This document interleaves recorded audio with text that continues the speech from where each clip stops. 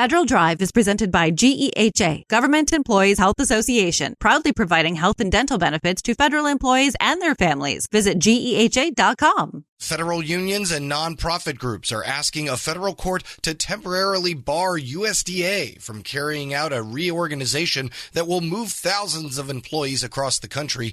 USDA leaders have repeatedly said the upcoming relocations will not lead to much attrition among its ranks, but internal documents contradict this claim.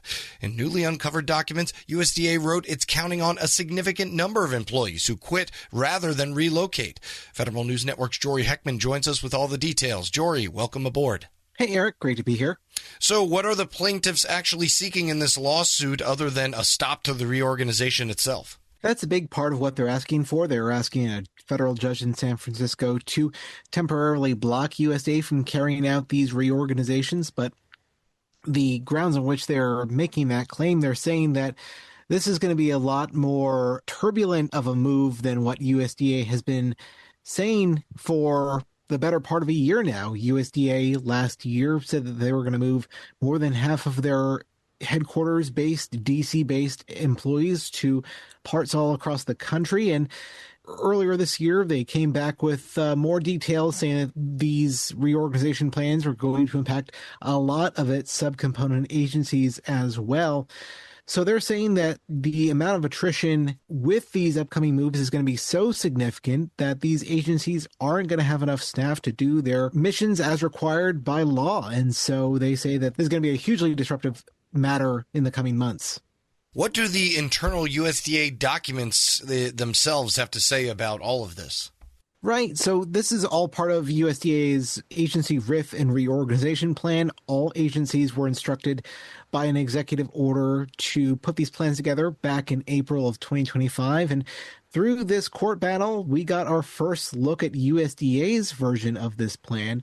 What that plan states is that they were looking to bring USDA's workforce down by about a quarter compared to levels that we saw last year. And so some efforts to downsize the workforce already took place with the deferred resignation program, with the reductions in force, a couple of situations there. But USDA said that one other way to downsize its workforce would be these upcoming relocations because, as you mentioned in the lead, Eric, they expect that a significant number of employees will decide to quit rather than relocate to keep their jobs.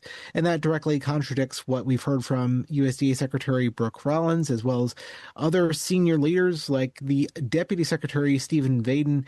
He told lawmakers last year that this would actually be a pretty successful move because of so much of the rifts and the other turbulence happening to the federal workforce, that because the job market in DC is so tough these days that many people may actually decide to make the move that wouldn't otherwise choose to do so. We're speaking here with Federal News Network reporter Jory Heckman.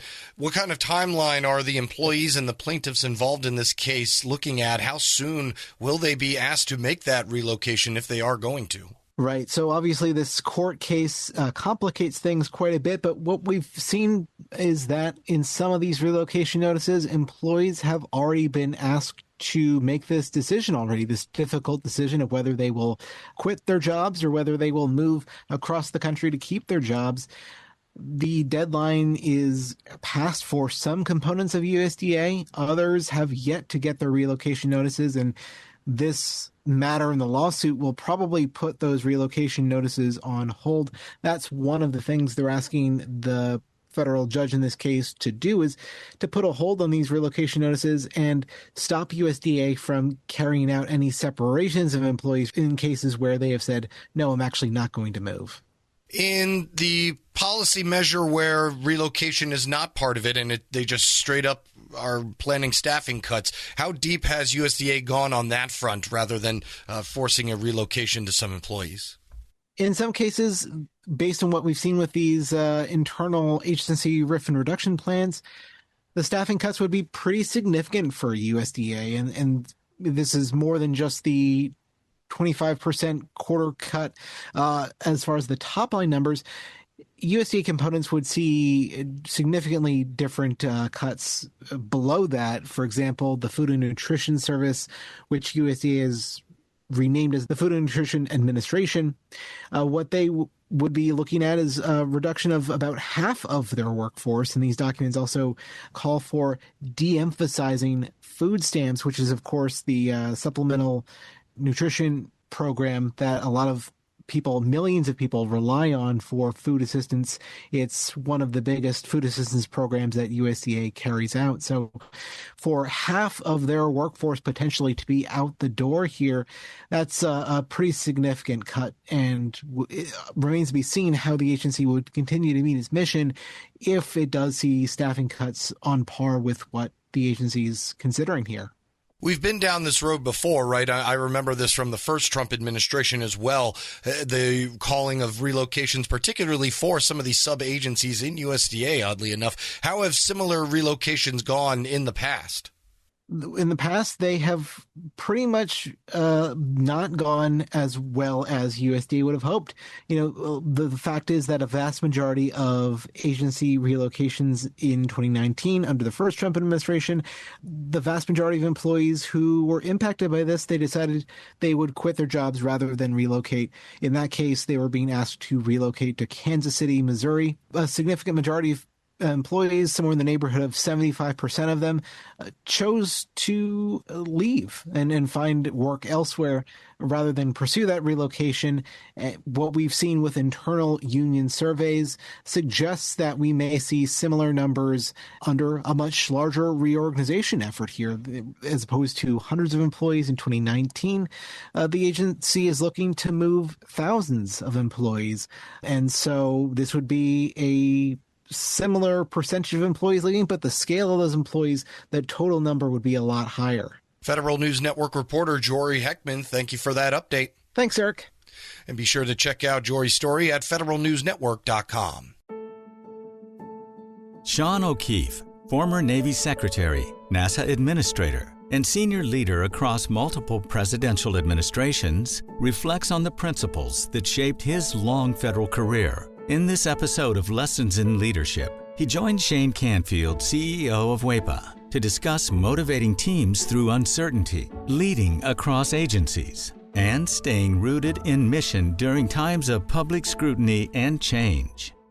Hello, and welcome to the Lessons in Leadership podcast. I'm your host, Shane Canfield, CEO of WEPA.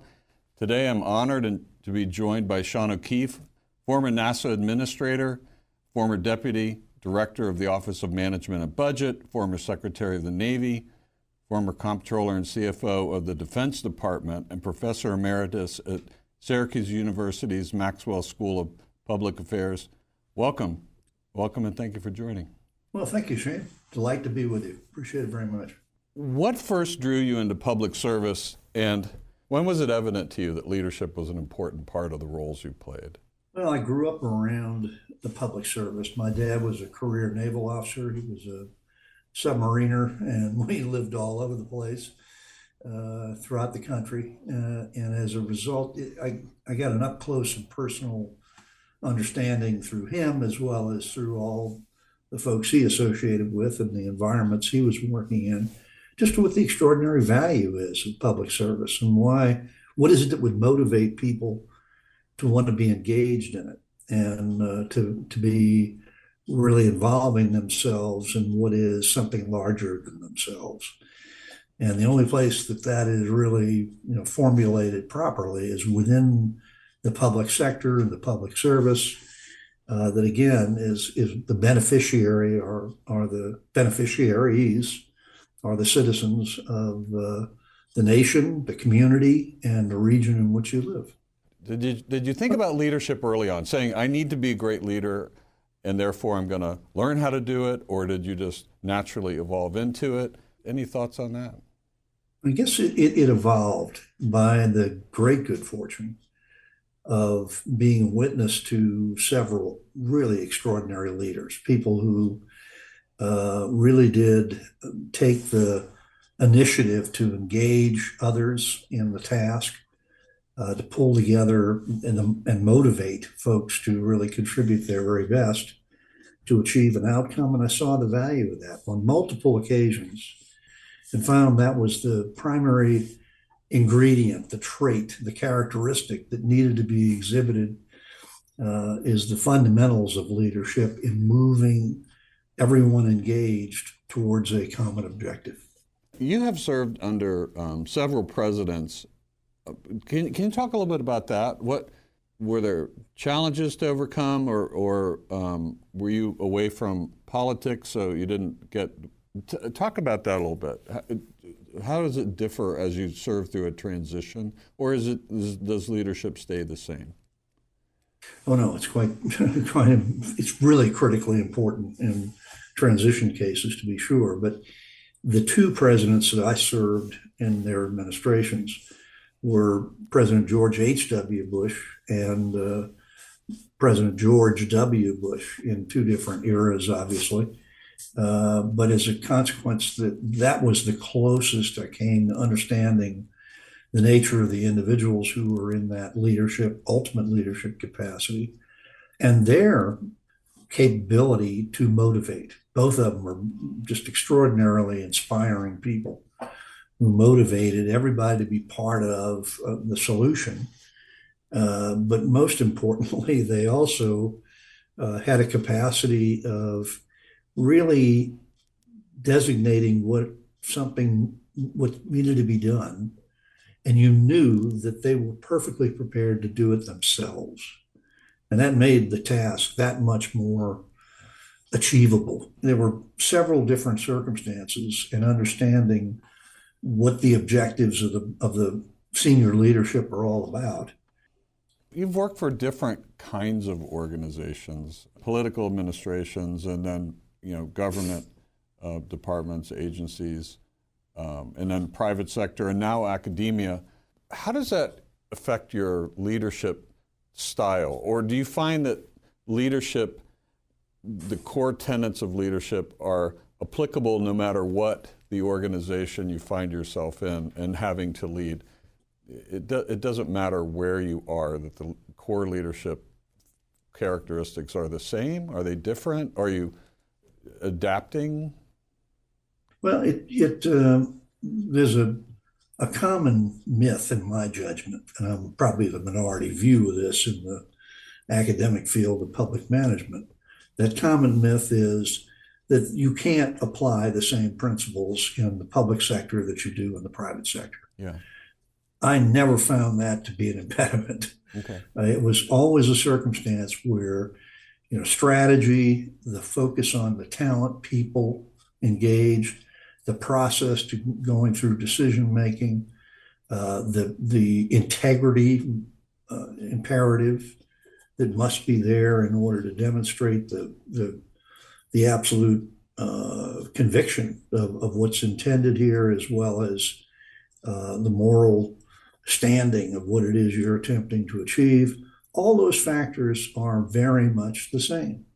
It's going to have its nuances, and there are very distinctive, differentiators within those organizations and those sectors. But at the same time, those basic principles, those tenets, foundations of what make up organizations and organization theory, in so many ways are fundamentally the same. And how you employ those may be slightly nuanced to match the condition, but they all are imperative in the same direction. A little bit of a different direction. You were part of the very first cohort of what is now Presidential Management Intern Program, later became the Presidential Management Fellows Program.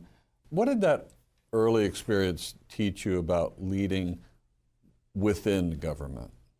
The Presidential Management Intern Program, as it started, was designed for just that purpose: a focus on public management, a focus on implementation. And its evolution over time has been extraordinary. It mystifies me why that has been the subject now of an executive order that has dismantled it. And it's absolutely unconscionable, given the nature of the hundreds, thousands of people who've moved through that program in the course of the last nearly 50 years, that have gone on in some cases to be senior executives within the federal government, and in other cases they've moved on to other kinds of pursuits. But even with that, even for those who have left the service, they walked away with an appreciation of what public service is all about, why it matters, and why this is so critical to get it right. Because by and large, the reason why these functions are delegated to the public sector is because no one else can do it. Usually that's the case.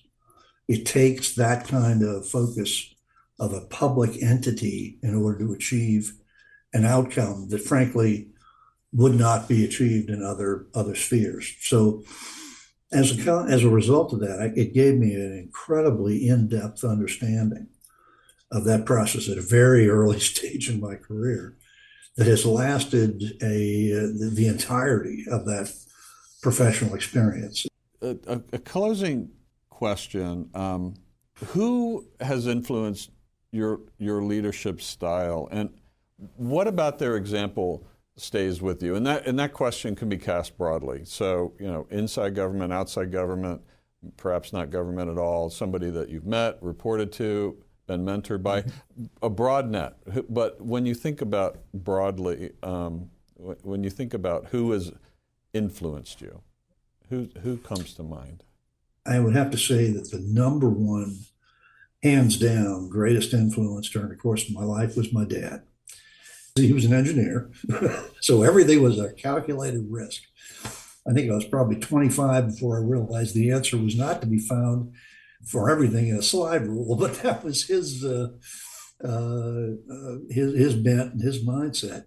And he taught me how to think critically. And it really was one of the most extraordinary attributes. And he was an inspiring parent and mentor in so many ways. And all the different things I've done throughout the course of his life, I had the opportunity through much of it to be able to consult with him on a variety of things, and always walked away with a more informed perspective. Dad was an extraordinary public servant in his own right. Well, Sean, thank you very much for sharing your insights and experiences. It has been a pleasure talking. I'm delighted to be with you, Shane. Thank you so much for doing this.